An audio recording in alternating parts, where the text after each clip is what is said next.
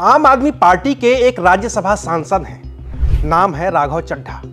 बड़े नेता हैं। हरियाणा चुनाव के नतीजे आने के बाद उन्होंने सोशल मीडिया साइट एक्स पर कुछ तुकबंदी लिखी है और उनकी लिखी हुई तुकबंदी कुछ यूं है कि हमारी आरजू की फिक्र करते तो कुछ और बात होती, हमारी हसरत का ख्याल रखते तो एक अलग शाम होती।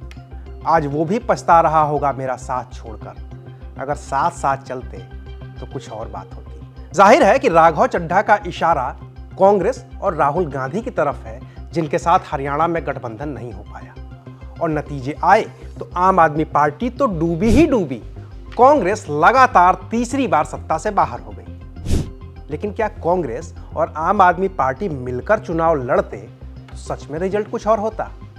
क्या जिस आम आदमी पार्टी को पूरे हरियाणा में 1.79% वोट ही मिले हैं, वो कांग्रेस के साथ आ जाती तो बाजी पलट जाती? आखिर क्या है आम आदमी पार्टी और कांग्रेस के साथ मिलकर चुनाव लड़ने पर जीतने की जमीनी हकीकत? बात करेंगे विस्तार से।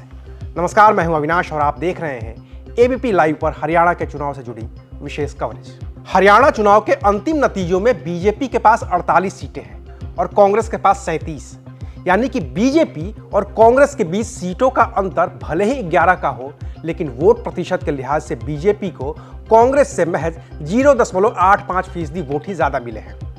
यानी कि जीतने वाली पार्टी और हारने वाली पार्टी के बीच वोट प्रतिशत का अंतर 1% का भी नहीं है। वहीं आम आदमी पार्टी को हरियाणा चुनाव में कुल 1.79% वोट मिले हैं। अब अगर ये वोट कांग्रेस के खाते में जुड़ जाते हैं तो कांग्रेस और आपके वोट मिलकर बीजेपी से ज्यादा हो जाते हैं और इस लिहाज से कहने वाले कह सकते हैं कि अगर दोनों साथ मिलकर चुनाव लड़ते तो जीत गठबंधन की होती। लेकिन राजनीति में हमेशा 2 और 2 का जोड़ 4 नहीं होता है। वोट प्रतिशत में आगे रहने वाली पार्टी भी सीटों के मामले में पिछड़ सकती है और हरियाणा में भी ऐसा ही है। यहां पर कम से कम 5 सीटें ऐसी हैं जहां कांग्रेस और आम आदमी पार्टी के वोट को जोड़ दिया जाए तो वो बीजेपी से ज्यादा हो जाता है। अब इसको उदाहरण से समझने की कोशिश करते हैं। पहली है असंध, जहां कांग्रेस 2306 वोट से हारी, जबकि आम आदमी पार्टी को 4290 वोट मिले। डबवाली में कांग्रेस 610 वोटों से हारी, जबकि आम आदमी पार्टी को 4290 वोट मिले थे। उचाना कला से कांग्रेस महज 32 वोट से हार गई, जबकि आम आदमी पार्टी को कुल 2495 वोट मिले थे।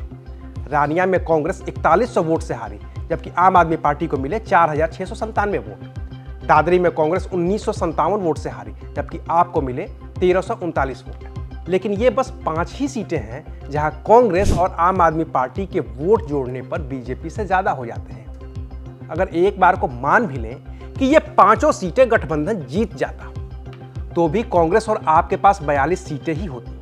वहीं इन 5 सीटों में से 2 सीटें रानिया और डबवाली पर बीजेपी नहीं बल्कि इंडियन नेशनल लोक दल का कब्जा है।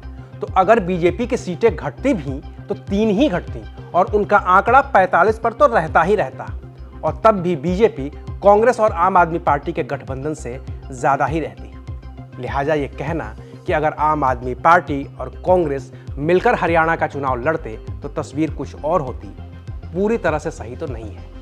साथ मिलकर लड़ने में कांग्रेस को कुछ सीटें छोड़नी भी पड़ती जहां आम आदमी पार्टी का उम्मीदवार होता और ये जरूरी नहीं है कि गठबंधन में होने के बावजूद कांग्रेस का वोटर आम आदमी पार्टी को वोट कर ही दे, क्योंकि कोर वोटर का वोट ट्रांसफर करवाना इतना भी आसान नहीं होता है।